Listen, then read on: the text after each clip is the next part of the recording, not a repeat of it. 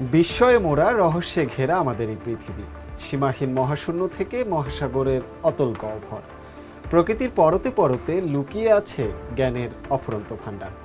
দূর দূরান্তের মহাবিশ্বের অপার রহস্য, অন্যদিকে অণুজীবের জটিল জগৎ। এই দুই বিপরীত স্রোত বয়ে আনছে বিস্ময়ের ধারাবাহিকতা। আধুনিক বিজ্ঞান প্রতিনিয়ত উন্মোচন করে চলেছে প্রকৃতির সেই অজানা জগৎকে। নতুন আবিষ্কার আর উদ্ভাবনের হাত ধরে আমরা পৌঁছে যাচ্ছি প্রকৃতি আর মহাবিশ্বের বিস্ময় গাথার দোরগোড়ায়। অজানা সে জগৎ সম্পর্কে জানতে এবং জানাতে আমাদের নিয়মিত আয়োজন বিজ্ঞান ও প্রকৃতি। আপনাদের সঙ্গে আছি আমি হোসনে মোবারক সৌরভ এবং আমি শুভ আনোয়ার।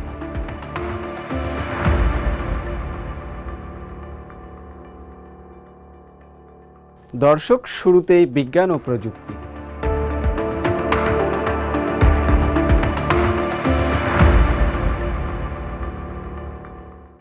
কম্পিউটিং, জীববিজ্ঞান এবং ক্লিনিক্যাল চিকিৎসা, এই তিনটি ক্ষেত্রের যুগান্তকারী সমন্বয়ে বর্তমানে প্রযুক্তির যে শাখাটি দ্রুত অগ্রসর হচ্ছে তা হলো ব্রেন কম্পিউটার ইন্টারফেস। মস্তিষ্ক এবং বাহ্যিক ডিভাইসের মধ্যে সরাসরি সংযোগ স্থাপনকারী এই প্রযুক্তিতে চীন বর্তমানে বিশ্বকে নেতৃত্ব দিচ্ছে। সম্প্রতি বেইজিংয়ের একটি হাসপাতালে চীনের প্রথম BCI ক্লিনিক্যাল ওয়ার্ড চালু হয়েছে, যেখানে একজন রোগীর মাথার নিচে ইলেকট্রোড বসিয়ে একটি বড় সাফল্য অর্জিত হয়েছে।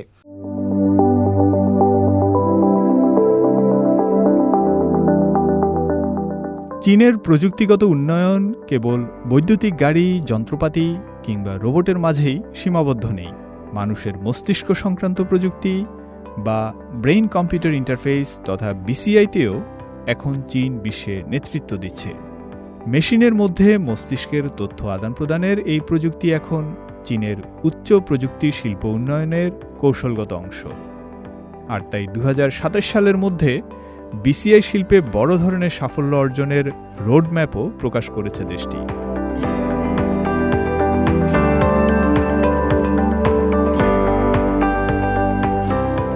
এই ধারাবাহিকতায় বেইজিংয়ের থিয়ানথান হাসপাতাল চলতি বছর প্রথমবারের মতো BCI clinical and translational ward চালু করেছে।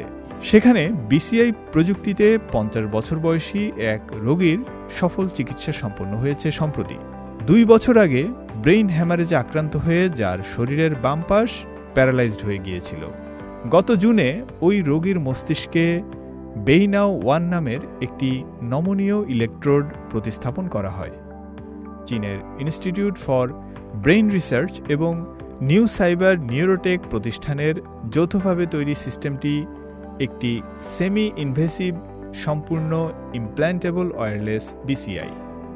এর মাধ্যমে রিয়েল টাইমে নিউরাল সিগন্যাল মস্তিষ্ক থেকে বাইরের ডিকোডিং ডিভাইসে পাঠানো সম্ভব হয়। অস্ত্রোপচারের আগে কার্যকারী MRI ব্যবহার করে আমরা লক্ষ্যস্থান নির্ধারণ করি। এরপর মোটর কনটেক্সটের উপরে নমনীয় ইলেকট্রোড স্থাপন করা হয় এবং সার্জারির সময় ক্রমাগত যাচাই করা হয় যে আমরা স্পষ্ট স্নায়বিক সংকেত পাচ্ছি কিনা। কেবল তখনই আমরা নিশ্চিত হতে পারি যে অস্ত্রোপচারের পর সংকেত গ্রহণ, ডিকোডিং এবং অঙ্গপ্রত্যঙ্গের মোটর নিয়ন্ত্রণ সফল হবে।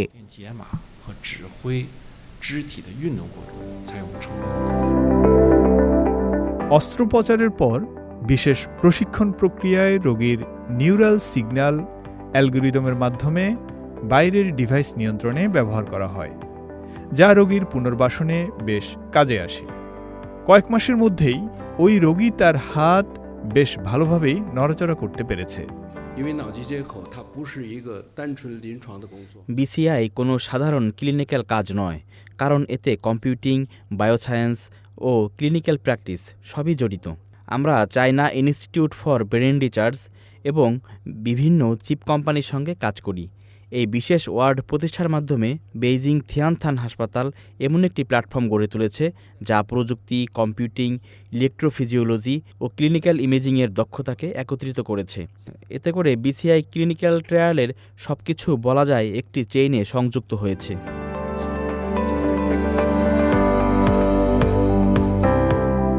চীনের BCI প্রতিনিয়তই দিচ্ছে নতুন কিছু না কিছু।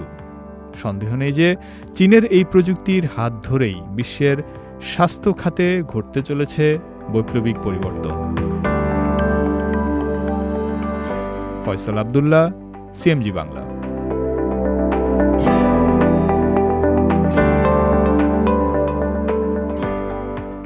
সাম্প্রতিক গবেষণায় প্রথমবারের মতো থোরিয়াম থেকে ইউরেনিয়াম রূপান্তরে সফল হয়েছে চীন, যা ভবিষ্যতের নিরাপদ ও টেকসই পারমাণবিক জ্বালানি ব্যবহারে নতুন দিগন্ত খুলে দিচ্ছে।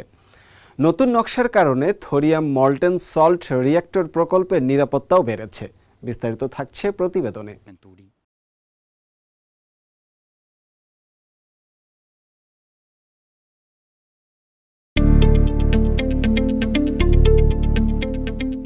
বিশ্বে এখন কার্যকর থোরিয়াম মল্টেন সল্ট রিঅ্যাক্টর বা টিএমএসআরটি আছে শুধু চীনে। চীনা প্রকৌশলীদের উদ্ভাবনী নকশা ও ধারণার হাত ধরে নিরাপদেই পরিচালিত হচ্ছে রিঅ্যাক্টরটি। সম্প্রতি চীনের বিজ্ঞান একাডেমির Shanghai institute of applied physics বা SINAP জানায়, এই রিঅ্যাক্টরে প্রথমবারের মতো সফলভাবে থোরিয়াম থেকে ইউরেনিয়াম রূপান্তর প্রক্রিয়া অর্জন করা সম্ভব হয়েছে, যা পারমাণবিক চুল্লির বিকাশে একটি গুরুত্বপূর্ণ প্রযুক্তিগত মাইলফলক। রেডিও অ্যাক্টিভ বা তেজস্ক্রিয় পদার্থের সম্ভাব্য লিকেজ ঠেকাতে বিজ্ঞানীরা রিঅ্যাক্টরটির মূল অংশ, জ্বালানি সল্ট পাম্প এবং হিট এক্সচেঞ্জার সবগুলোকে একটি মূল রিঅ্যাক্টর ভেসেলের ভেতর সংযুক্ত করে তৈরি করেছেন একটি সমন্বিত কাঠামো। এতে পারমাণবিক চুল্লির নিরাপত্তাও বেড়েছে কয়েক গুণ। হিট এক্সচেঞ্জার রিঅ্যাক্টের ভেতরে থাকায় গলিত লবণ কুল্যান্ট রিঅ্যাক্টের বাইরে আসে না। এছাড়া রিঅ্যাক্টের বাইরে আরেকটি সুরক্ষা কন্টেনার আছে, ফলে রেডিও অ্যাক্টিভ পদার্থ লিক হওয়ার আশঙ্কা খুবই কম। চীনের এই মল্টেন সল্ট রিঅ্যাক্টর হল চতুর্থ প্রজন্মের উন্নত নিউক্লিয়ার শক্তি প্রযুক্তি। এতে উচ্চ তাপমাত্রার গলিত লবণকে শীতলীকরণ উপাদান বা কুলেন্ট হিসেবে ব্যবহার করা হয়। এর কিছু সুবিধা হলো এতে পানি ছাড়াই কুলিং করা সম্ভব এবং এতে উচ্চ চাপ তৈরি হয় না, তাই বিস্ফোরণের ঝুঁকিও কম। আবার এতে উচ্চ তাপমাত্রার বিদ্যুৎ উৎপাদন সম্ভব এবং এই রিঅ্যাক্টরটি নিজেই নিজের নিরাপত্তা বজায় রাখতে পারে। চীনা গবেষকরা জানান, যেহেতু এটি বায়ুমণ্ডলীয় চাপেই চলে, তাই উচ্চ চাপে চালিত রিঅ্যাক্টরের মতো ফেটে যাওয়ার ঝুঁকি নেই। আর মল্টেন সল্ট কুলেন্ট উচ্চ তাপেও রিঅ্যাক্টরের মূল অংশ গলে যাওয়া থেকে রক্ষা করে। যদি কোনো বড় দুর্ঘটনা ঘটেও থাকে, তবে এতে খুব সামান্য তেজস্ক্রিয় পদার্থ নির্গত হতে পারে, কারণ স্বাভাবিক কাজ চলাকালেই এসব উপজাত দ্রব্য বিশেষ প্রক্রিয়ায় নিয়ন্ত্রিত থাকে। চীনের এই অর্জন বৃহৎ পরিসরে থোরিয়াম ব্যবহার করে ভবিষ্যৎ পরমাণু শক্তি উৎপাদনের পথও সুগম করেছে। এটি বিশ্বের প্রথম রিঅ্যাক্টর যেখানে থোরিয়াম ব্যবহার করে থোরিয়াম ইউরেনিয়াম রূপান্তর সম্ভব হলো। এটি প্রমাণ করল আমাদের থোরিয়াম সম্পদ ব্যবহারযোগ্য ও টেকসই। ভবিষ্যতে ডেমো রিঅ্যাক্ট ও বাণিজ্যিক উন্নয়নের ভিত্তিও তৈরি হলো। চীনের এই প্রযুক্তি সৌরশক্তি, বায়ুশক্তি, উচ্চ তাপমাত্রার শক্তি সঞ্চয়, হাইড্রোজেন উৎপাদন, কয়লা ও পেট্রোকেমিক্যাল শিল্পের সঙ্গে সমন্বয় করে একটি কম কার্বন নির্গমনের সমন্বিত সিস্টেম গড়ে তুলতে পারে। প্রকল্পটির লক্ষ্য 2035 সালের মধ্যে 100 মেগাওয়াট ক্ষমতার একটি ডেমো রিঅ্যাক্টর তৈরি এবং সেটাকে বাস্তবে ব্যবহারের পর্যায়ে নিয়ে আসা। ফয়সাল আব্দুল্লাহ, সিএমজি বাংলা। এবার গ্রাম প্রকৃতি।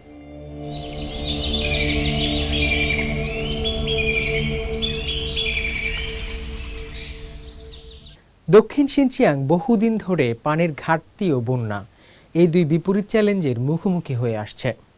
এই বাস্তবতা বদলে দিতে দ্রুত এগিয়ে চলছে বিশাল জলনিয়ন্ত্রণ উদ্যোগ তাশেশিয়া ওয়াটার কন্ট্রোল প্রজেক্ট।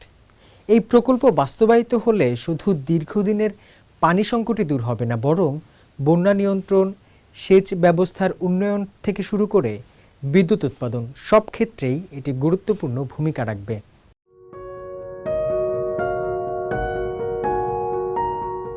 উত্তর পশ্চিম চীনের সিনচিয়াং উইগর স্বায়ত্তশাসিত অঞ্চলের কুমারাক নদীর তীরে নীরবে বদলে যাচ্ছে দক্ষিণ সিনচিয়াংয়ের ভবিষ্যৎ। এখানে গড়ে উঠছে বিশাল তাশিয়াসিয়া জলনিয়ন্ত্রণ প্রকল্প, যা নির্মাণ শেষে অঞ্চলটির কৃষি, গৃহস্থালী ব্যবহার এবং শিল্পের জন্য হয়ে উঠবে নির্ভরযোগ্য জলসম্পদের উৎস। প্রকল্প সংশ্লিষ্টরা জানান, কুমারাক নদী আকসু নদীর অন্যতম বড় উপনদী, যা পুরো জলপ্রবাহের প্রায় 40% যোগান দেয়। আগে আকসু অঞ্চলে কোনো বড় জলাধার না থাকায় শীত ও বসন্তকালে দেখা দিত তীব্র পানির সংকট, আর গ্রীষ্মে হঠাৎ বেড়ে যেত পানির প্রবাহ। এই সমস্যা দূর করতেই নির্মাণ করা হচ্ছে তাশিয়াসিয়া জলাধার।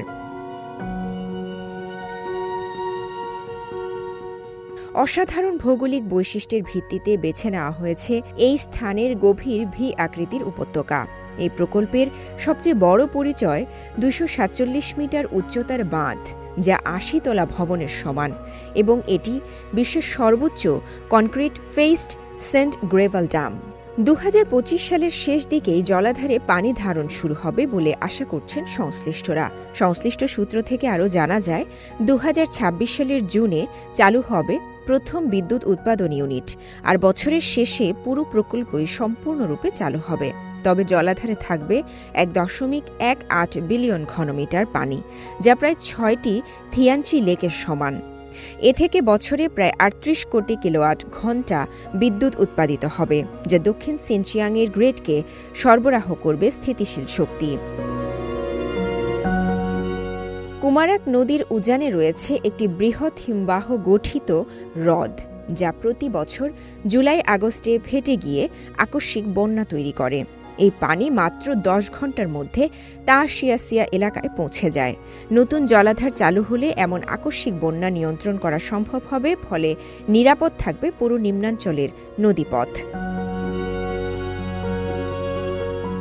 প্রকল্প সংশ্লিষ্টরা বলছেন, শীত ও বসন্তকালে সেচের জন্য পানির অভাব দক্ষিণ সিনচিয়াংয়ের কৃষির বড় সমস্যা ছিল।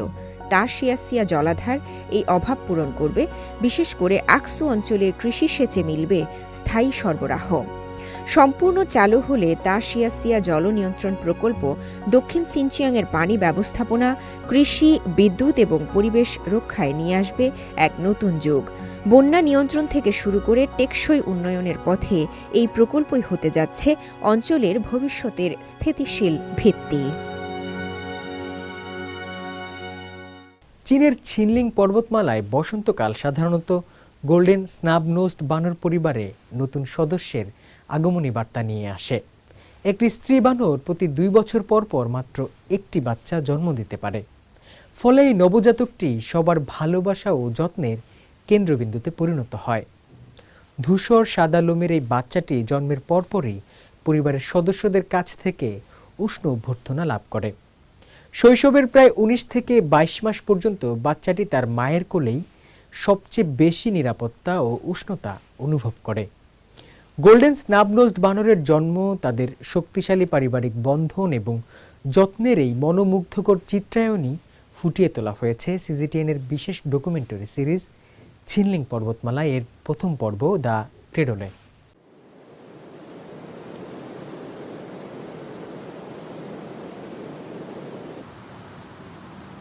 ক্যালেন্ডারে যখন মার্চ, তখন মৃদু বাতাস নিয়ে আসে আশার বার্তা। ছিনলিং পাহাড়ে জন্ম নিতে শুরু করেছে অসংখ্য নতুন জীবন। সদ্যজাত বানরটির সামনেও উন্মোচিত হচ্ছে একটি নতুন দুনিয়া, কিন্তু চারপাশটা ভালোভাবে দেখার আগেই অনেকগুলো মুখ তাকে ঘিরে ধরে, যা তার কাছে দুনিয়াটিকে করে তোলে আরও চোখ ধাঁধানো। সবাই জড়ো হচ্ছে ঝাঁকে ঝাঁকে, আর পরিবারের নতুন সদস্যকে স্বাগত জানাতে এভাবে জড়ো হওয়াটাই গোল্ডেন স্নাব-নোজড বানরদের রীতি। এটাই তাদের কাছে পারিবারিক ভালোবাসা ও যত্নের প্রকাশ।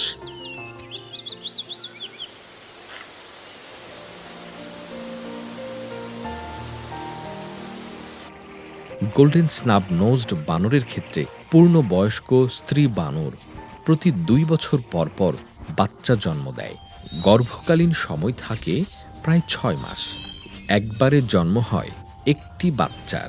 এই কারণে নবজাতকটির দিকে থাকে পুরো পরিবারের নজর। নতুন অতিথি হয়ে ওঠে সবার প্রিয়।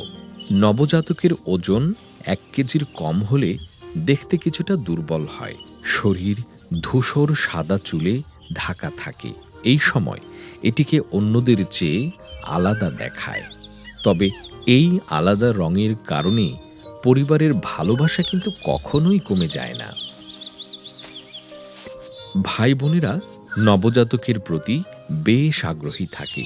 তারা সব সময় তার মায়ের কাছে যাওয়ার জন্য নানা উপায় খুঁজতে থাকে। তবে এই অতিরিক্ত আগ্রহের পেছনে থাকে কিছু উদ্দেশ্য।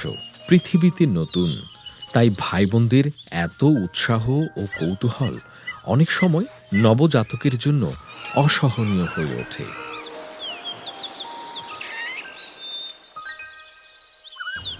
আর আগ্রহী খালা ফুপুর ব্যাপারেও তার মাকে সতর্ক থাকতে হয়, কারণ সবাই তো আর ঠিকভাবে বাচ্চার দেখাশোনা করতে পারে না।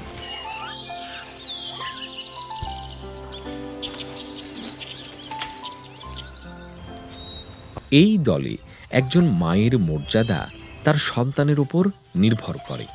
সে এই বিশেষ মর্যাদা খুব উপভোগ করে।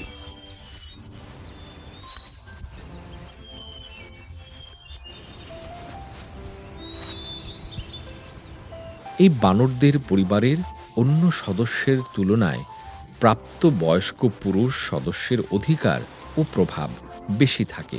সে সব সময় চলে রাজকীয় ভঙ্গিতে।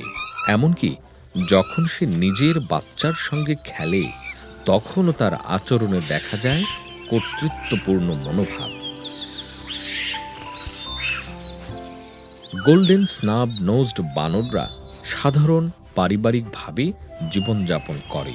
পরিবারের সদস্যরা একে অপরের যত্ন নেয়, একসঙ্গে খাবার খোঁজে এবং একসঙ্গে সময় কাটায়।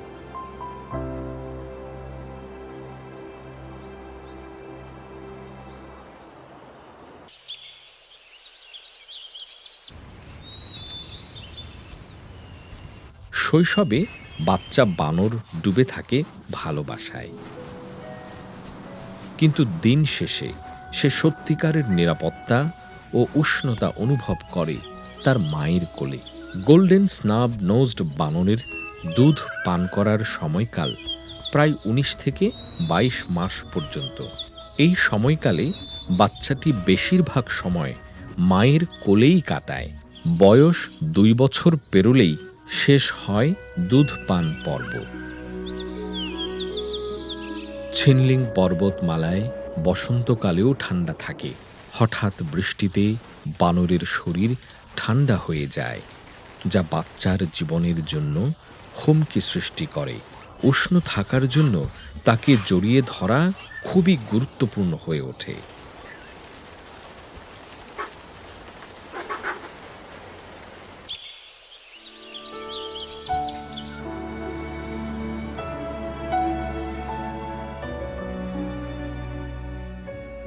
মায়ের কোলের উষ্ণতা এবং পুরো পরিবারের যত্ন নবজাতকের জন্য স্নেহপূর্ণ দোলনার মতো।